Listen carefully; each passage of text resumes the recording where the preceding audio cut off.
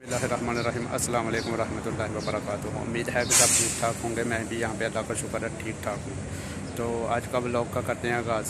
Vlog का आगाज़ शुरू करने से पहले मेरी सबसे रिक्वेस्ट है कि जो लोग मेरे चैनल पर नए हैं वो मेरे चैनल को सब्सक्राइब कर दें और बेल आइकन के बटन को दबा दें ताकि उनके पास जो मेरी आने वाली नई वीडियो उसका नोटिफिकेशन टाइम से पहुँचता रहे। तो गाड़ी ली है वो आपको बताएँगे कि हमने ये कितने की ली है और कहाँ से ली है। तो आ जाएँ गाड़ी भी देखें और मैं आपको बताता हूँ कि हमने कितने की। भाई मैं आपको बताता हूँ जी, वो गाड़ी जो हमने ख़रीदी है 700 दिरहम में हम लेके आए हैं। अच्छी बड़ी गाड़ी है माशाल्लाह। इंजन की कंडीशन ज़बरदस्त है, एसी भी चलता है, चलती भी अच्छी है। अभी देखते हैं इंशाल्लाह। गाड़ी है जी जो हमने ली है 700 दिरहम में। अच्छी बड़ी चलती है, एसी भी चलता है माशाल्लाह। टायर भी नए हैं गाड़ी के, देख लें, यानी कि अच्छी कंडीशन में चारों के चारों टायर सही हैं, कोई मुश्किल नहीं है। तो गाड़ी को चलते हुए भी प्रॉब्लम कोई नहीं है, अच्छी चलती है माशाल्लाह।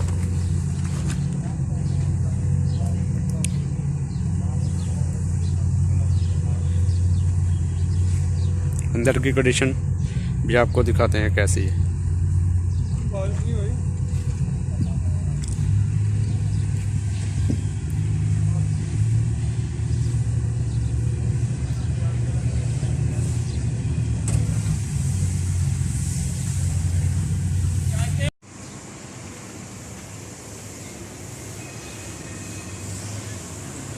अभी अंदर से देखते हैं।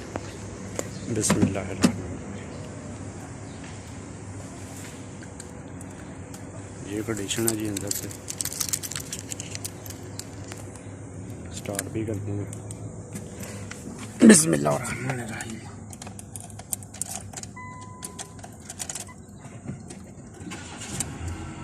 स्टार्ट भी हो गई। विंडो ऑटोमेटिक है।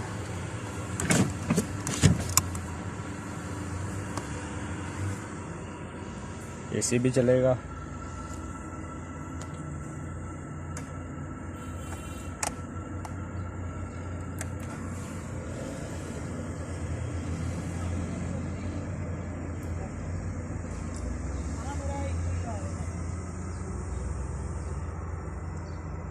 चारों विंडो ऑटोमेटिक है।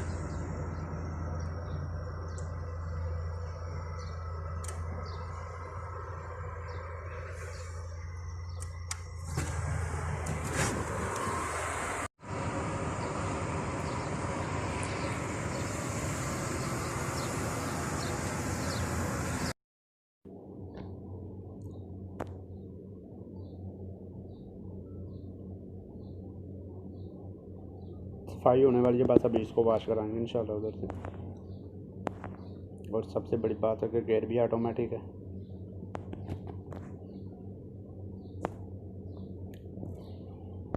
कंडीशन भी देखते हैं कैसी है। ये इंजन की कंडीशन होगी।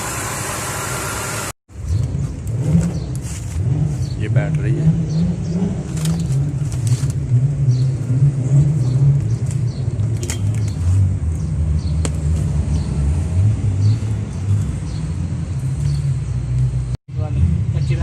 किन्ने दिता है जड़ा लाइसेंस? तेनों इन्ना नहीं पता कि पानी वाली बोतल केड़ी है। अजे भी आंदा ब्याह है किथे किथे पानी वाली बोतल? पानी वाली बोतल दस तेनों कौन आंदा? कौन आंदा तेनों? पानी वाली बोतल दस किथे भी गड्डी फटाफट कर। दस दस छेती, वीडियो लम्मी हो जान डी। छेती दस पानी वाली बोतल केड़ी है? तू भी लाइसेंस लिया मेरे को 5-6 महीने या साल ला के लिया होना तू। हाँ छेती कर, छेती दस। दसो दसो केड़ा बाचो पानी वाली बोतल केड़ी है? ए सामने की है केड़ी? एस तुसी दसो केड़ी है? ए शाहपरां दी ओ वैपरां दी। मैं की आखे? मैं ओदी आखे एदी पानी वाली रेडिएटर ते पानी वाली दस।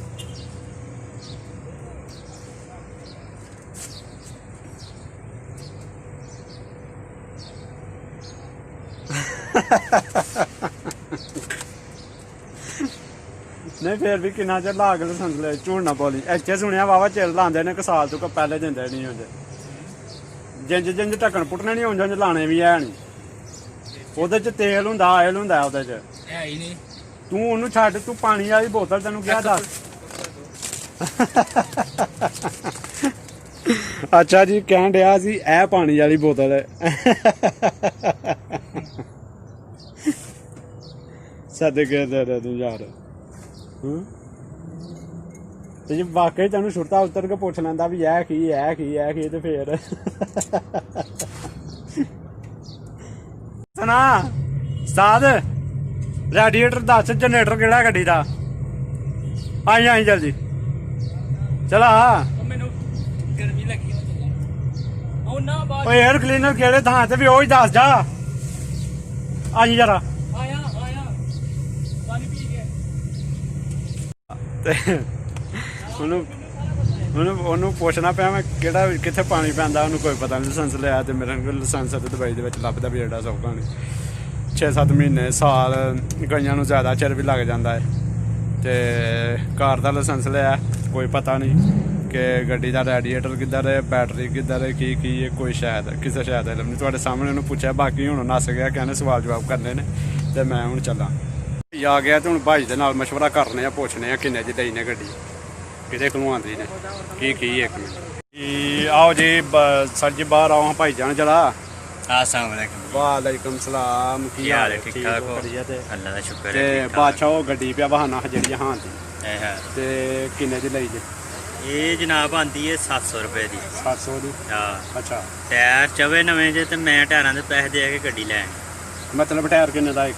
ਉਹ 200 ਰੁਪਏ ਦਾ ਇੱਕ ਟਾਇਰ ਹੈ। 200 ਦਾ ਇੱਕ? ਹਾਂ।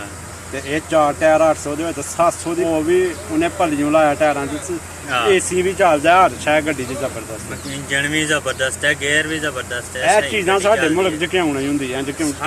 ਸਾਡੇ ਪਤਾ ਨਹੀਂ ਕੀ ਸਿਸਟਮ ਹੈ। ਇਹ ਵੇਖੋ ਨਾ 700 ਦੀ ਲੈ ਕੇ ਆਏ, ਜ਼ਬਰਦਸਤ ਗੱਡੀ ਹੈ। ਅੱਛਾ। ਜਿੱਥੇ ਮਰਜ਼ੀ ਲਾਈਓ, ਇੰਜਨ ਘਮਾਓ, ਜੋ ਮਰਜ਼ੀ ਕਰੋ, ਮੀਟਰ ਘਮਾਏਗੀ। ਸਟਾਰਟ ਉਹ ਤੇ ਮੈਂ ਬਹਾਈ ਹੈ ਸਾਰੀ, ਸਟਾਰਟ ਕਰਕੇ ਚਲਾ ਕੇ ਸਾਰਾ ਕੁਝ ਜ਼ਬਰਦਸਤ। 700 ਰੁਪਇਆ ਹੈ, ਮਹਿੰਗੀ। ਟਾਇਰਾਂ ਦੇ ਪੈਸੇ ਵੀ ਨਹੀਂ ਬਣਦੇ, ਟਾਇਰ ਵੀ 800 ਦੇ ਤੇ ਗੱਡੀ ਪੈ ਗਈ ਜਨਾਬ 100 ਰੁਪਏ। 100 ਰੁਪਇਆ ਉਹਨੇ ਜਿਹੜਾ ਨੇ ਛੱਡਿਆ। ਸਹੀ ਹਿਸਾਬ ਲਾਓ। ਚਲੋ ਸਹੀ ਗੱਡੀ ਜ਼ਬਰਦਸਤ ਲੱਭੀ ਹੈ, ਮਾਸ਼ਾਅੱਲਾ, ਬੜੀ ਪਿਆਰੀ ਗੱਡੀ ਹੈ। ਸਹੀ ਚੱਲਦੀ ਹੈ, ਇੰਜ ਜਾਂਦੀ ਜੀ ਫਰਾਰੀ ਜਾਣ ਡਈ ਹੈ, ਜ਼ਬਰਦਸਤ। ਲਓ ਜੀ, ਦੱਸਿਆ ਸੀ ਤੇ ਭਾਈ ਯਾਰਾਂ ਦੇ ਨਾਲ ਵੀ ਗੱਲ ਹੋ ਗਈ ਹੈ, ਤੇ ਇਹ ਗੱਡੀ ਅਸੀਂ ਲਈ ਹੈ ਜਨਾਬ, ਜਿਹੜਾ ਨਾ ਜਿੰਨੇ ਦੀ ਲਈ ਹੈ ਉਹ ਤੁਹਾਨੂੰ ਮਤਲਬ ਦੱਸ ਦਿੱਤਾ, ਫਾਈਨਲ ਹੋ ਗਿਆ। ਬਾਕੀ ਜੋ ਵੀ ਹੈ ਕਿ ਅਗਰ ਜੇ ਵੀਡੀਓ ਪਸੰਦ ਆਈ ਤੇ ਸਬਸਕ੍ਰਾਈਬ ਕਰਿਓ, ਲਾਈਕ ਕਰਿਓ, ਕਰਨਾ ਨਾ ਭੁੱਲਿਓ, ਤੇ ਦੁਆਵਾਂ 'ਚ ਵੀ ਯਾਦ ਰੱਖਿਓ। ਅੱਲਾ ਹਾਫਿਜ਼।